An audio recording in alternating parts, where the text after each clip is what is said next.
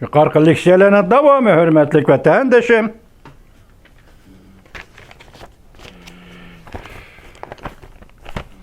Şundaq bir ahmiyetlik iş ve Cumhuriyet Kompartiyasının keyinki devirde hükümranlığının nazari vasası bolğan idi dedi. Bu gep artıkçı gep. Şu vaqtda Cumhuriyetda reis vazifesi ötəvatqan Xagop'un başçılığı ki bir taraf işki umuman nazariyesi çın turatdı. Yani bir tarafta Deng Xiaoping, Hu Yaobang qatarlıq kişiler islahatını ilgiri sürüp, ameliyatını hakikatten izləşdən ölçümü qılıb, ideologiya müdafiyasını yemirip taşlığan idi. Ahırda Xagop'un yenilip, Deng Xiaoping taraf qalbi qılğan idi. Növbətdə Azər Cumhuriyet Kompartiyası qurulğanlığının 100 yıllık arpısıda Cumhuriyet Kompartiyası mətbuatlarının bu gayri hareketi kişilerin dikkatini alayda celb qilishga başladı. Ameliyat hakikatini ölçeşinin birden bir ölçümü. Mavzuluk makale 4. ayının 8. günü, Muşijel 4. ayının 8. günü Shanxi ülkesi Ankang şehirlik hükümetinin torbeti ilan kılındı. 4. ayının 22. günü Cumhuriyet Kompartiyasının alakadar torbeti Zhongshan torbetidir. Ameliyat hakikatini ölçeşinin birden bir ölçümü yaki. Hakikatni sınav qilishdan birden bir ölçümü mavzuluk maqalaning avtori Hu Puming apandini ziyorat qilish bilan yozilgan avtorning nazaridagi Cumhuriyet Kompartiyasining bir necha 10 yillardan beri o'zgargan tarafi qaysi, o'zgarmagan tarafi qaysi to'g'risidagi ko'z qarashlarini targ'ib qildi, e'lon qildi.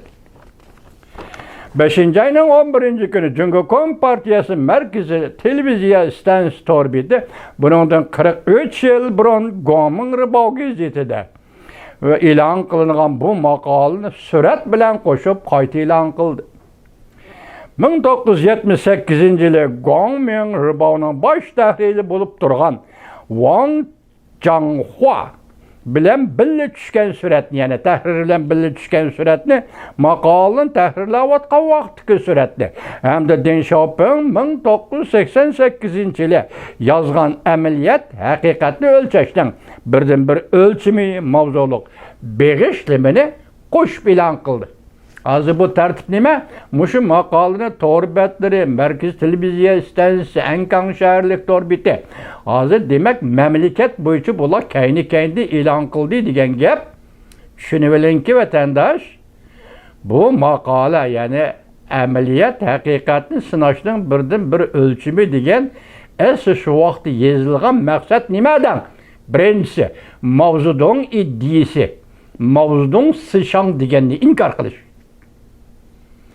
İkincisi, medeniyet inqilabını, 10 yıllık medeniyet inqilabını inkar qilish.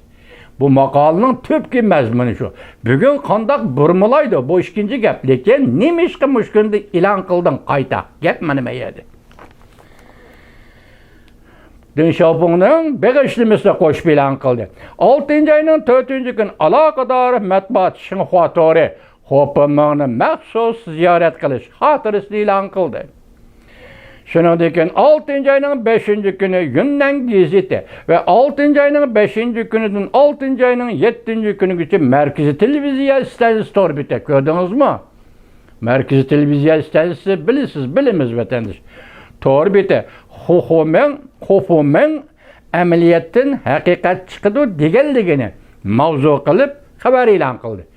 Demek bu adam hayotgan Hu Puming degan adam Nanjing universitetining felsefe katedrasının profesörü ekan. Hazır hayatken şunu qaytadan ziyorat qilib, ashuning og'zidan degan so'zlarni chiqarib bu kishi tashviq qilyapti. Lekin Cumhuriyet Kompartiyasining aloqador matbuotlari bu maqola xabarlarda keyingi sobiq sekretar, ayni vaqtdagi partiya maktabidagi keyingi sobiq sekretar Hu Yaobangning ismini asla eg'izga olmadi. Hu Yaobang bolsa ameliyat haqiqatni ölçeşning birdan bir ölçüm mavzuluk maqolani tahrirlagan, e'lon qilishni bekitgan, e'lon qilishga tasdiq solgan Jungo rahbarlarining birisi edi. Davomini anglaysiz vatandosh.